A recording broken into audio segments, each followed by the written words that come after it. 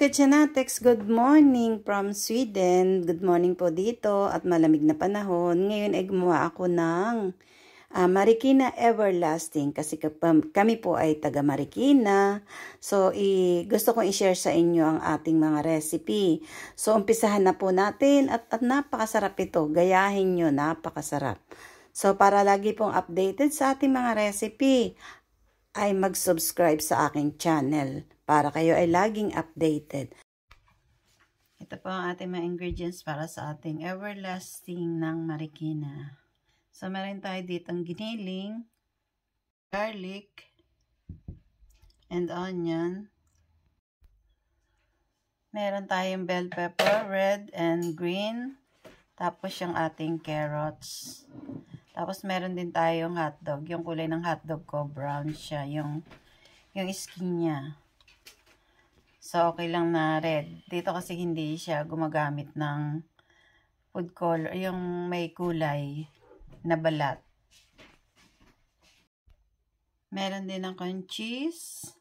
Tapos yung ating Japanese breadcrumbs. Salt and pepper. Konting sugar. At meron din akong pineapple crust. So, kung wala kayong pineapple crust, pwede kayong gumamit ng, ano nga ba yun? Yung pickles. Sweet pickles release. So, meron din tayong raisin at meron din tayong egg.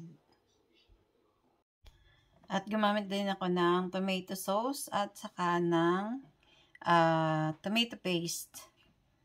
Pwede rin gumamit ng ketchup lang para medyo may tamis-tamis. Pero ang ginamit ko ngayon ay tomato paste at saka tomato sauce. Pinaghalo ko na siya. So, maglagay na tayo ng oil sa ating kawali. Tapos, ihulog na natin yung ating garlic.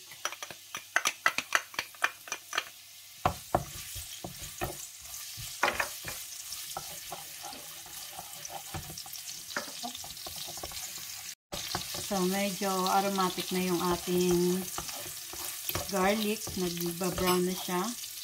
Lagyan naman natin yung ating onion. So, ngayon, feeling ko mas masarap yung inuuna ko yung hotdog kaysa sa giniling. Kasi yung hotdog medyo parang lumulobo siya ng konti pag napiprito. So, hindi siya mapiprito kung uunahin natin yung giniling.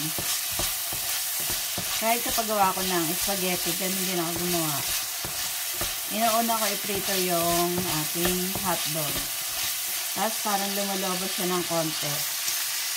So, ngayon nuhulog ka naman yung ating giniling.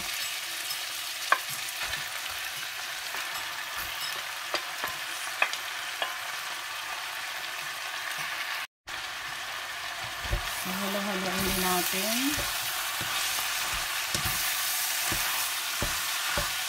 Para masangkot sa natin yung ating giniling.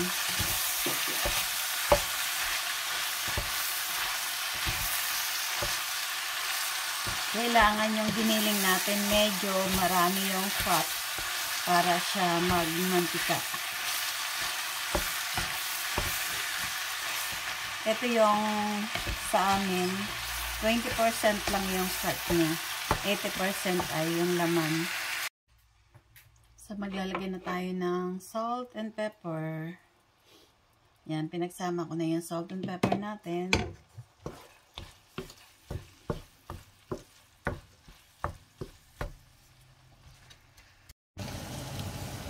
So, ito, nasasangkot na natin yung ating karne.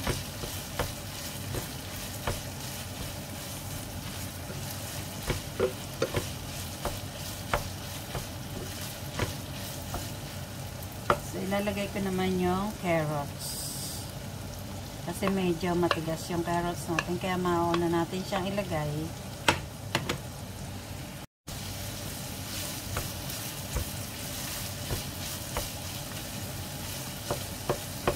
So, ilalagay ko na rin yung ating bell pepper.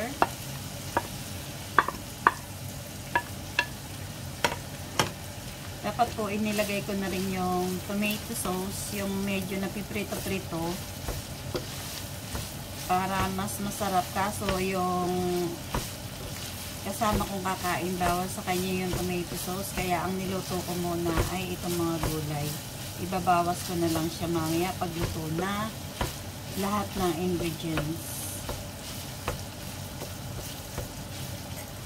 So, ilalagay ko na rin yung pineapple crush.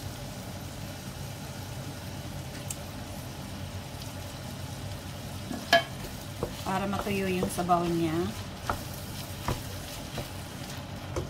So, yung konting sugar natin ay lalagyan din natin. Konti lang. Para merong tamis ng konti. Tapos, nilagay na rin natin yung ating raisin.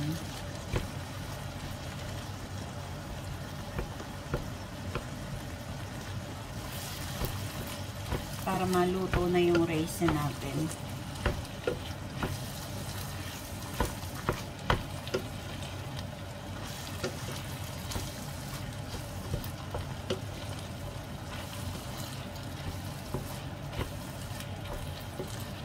So, kailangan nating matuyo yung sabaw niya bago natin siya ahunin at palalamigin.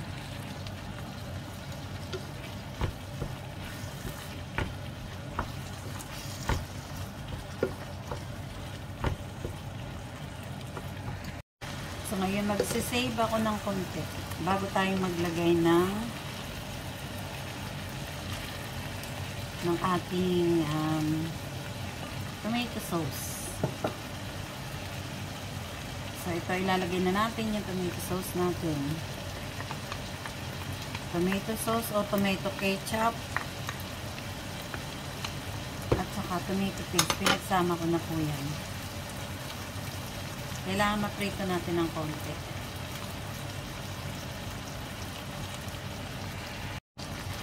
So, ayan, haluin na natin.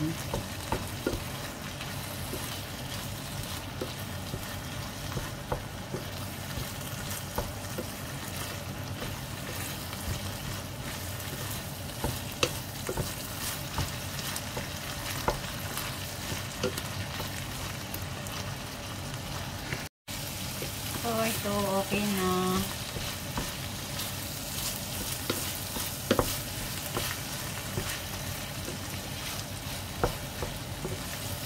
Wala na po siyang sabaw. Bali, tama na to. Sinasangkot ko pa lang ng konti. Yan, parang pumuputok-putok siya. Pagkatapos nun, aahunin na natin. Tapos palalamigin natin.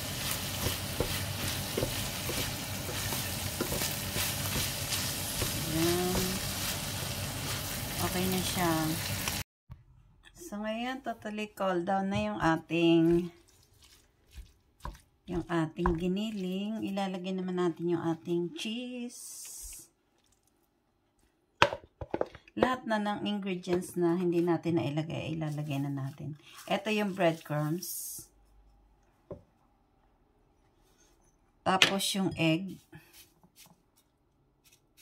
Ilalagay na rin natin.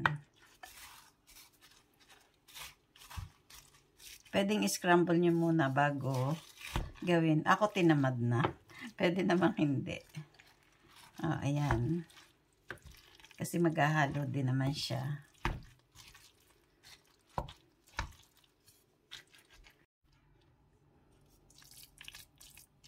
So, ilalagay na po natin sa ating granera.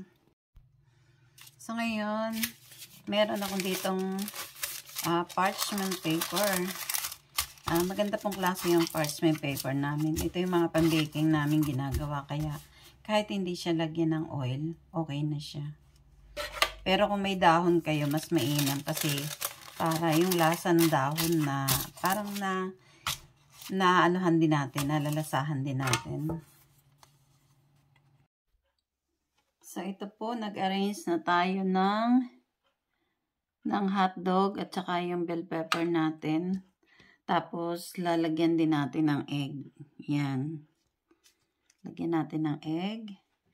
Tapos, maghihiwa pa ulit tayo. Ayan, nakita nyo yung aking egg. Perfect po siya. Perfect yung kulay niya. Hindi siya dry. So, meron tayong tutorial dyan kung paano maglaga ng itlog. Kasi hindi lahat ng itlog basta nilalaga lang po.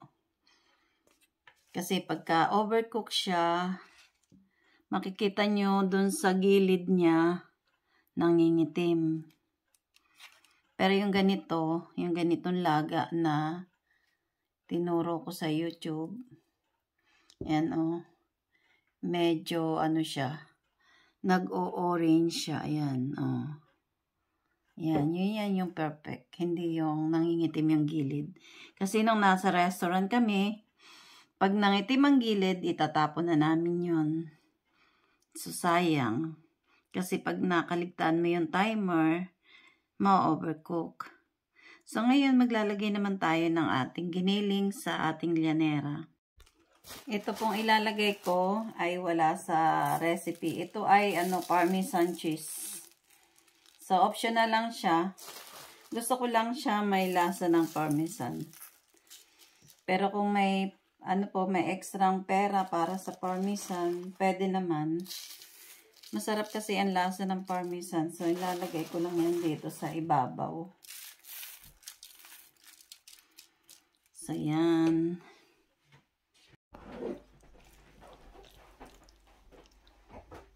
So, ilagay na tayo.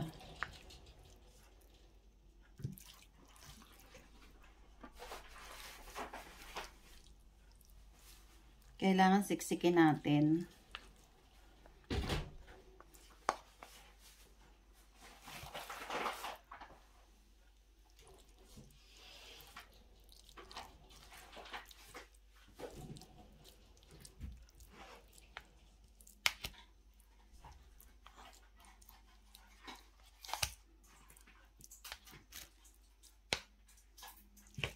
So, ganun din yung gagawin natin dito sa kabila. Ganyan lang lahat yung gagawin natin. So, ngayon po ay i-steam na natin yung ating everlasting. Pero bago natin i-steam, tatakpan po natin siya ng aluminum foil. Huwag na po tayong gumamit ng plastic sa pag-i-steam natin kasi mas healthy pa tong itong aluminum foil natin.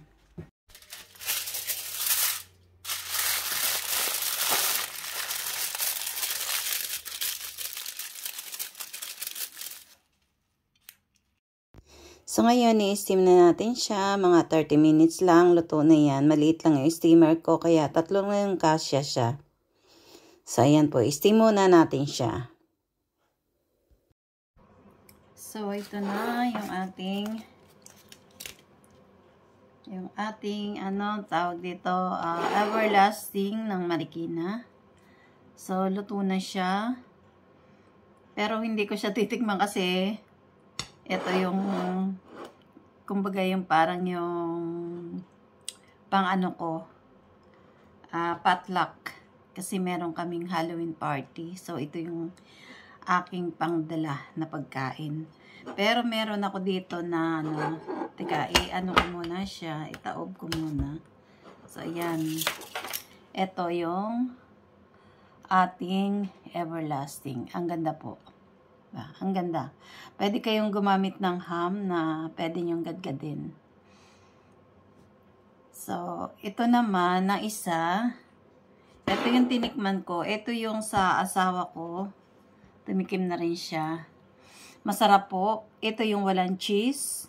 Wala nga siyang cheese na inilagay pero ang sarap niya.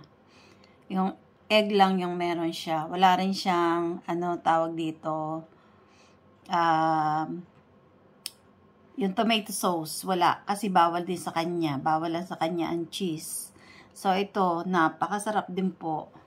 Ito yung ating isa na ginawa. Bali, lumabas siya ng 2 ganito. Yung parang sapang bibingka at saka yung 4 na pang leche plan. Kalahating kilo lang po yun. Pero ang ganda, ang sarap. Ang sarap niya. Yun sa may cheese, masarap po yan kasi lagi-lagi naman ako nakakatikim. Bali, bibidyohan ko rin pagdating sa, yun, sa kainan na. Sa Halloween party namin. Thank you for watching. See you in my next video.